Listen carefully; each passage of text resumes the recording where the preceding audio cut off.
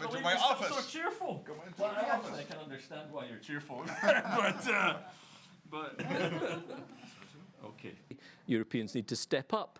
So will that transition be managed in a way that European? The daddy thing, I didn't call him daddy. What I said is that sometimes in Europe, I hear sometimes countries saying, hey Mark, will the US stay with us? And I said, that sounds a little bit like a small child asking his daddy, hey, are you still staying with the family? So in that sense, I use daddy, not that I was calling President Trump daddy.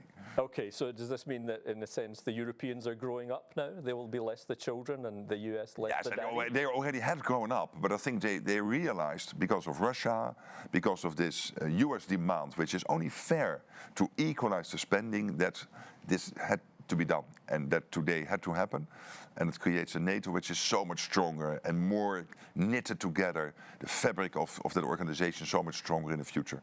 For Ukraine, coming not just from other allies, It will cost a lot, absolutely. But let's also face the facts that Europe, the European countries, are 10% of world economy and 50% of worldwide spending on pensions, social security, and healthcare. That's fine. I mean, I'm not arguing with that. But it means that there is a lot of money. My country is one of the richest countries on earth, this country, the Netherlands. And most European countries are in the top list of richest countries on earth. What we now have to do is to make sure that they move from 2, when it comes to the core defense spending, to 3.5%, where these countries spend 12-13% on health, 10% on pension systems, 10 to 15% on social security payments. This is doable. But it's a lot. Very much. Thank you very much. Time, right? Great. Okay, thanks very much, Secretary General.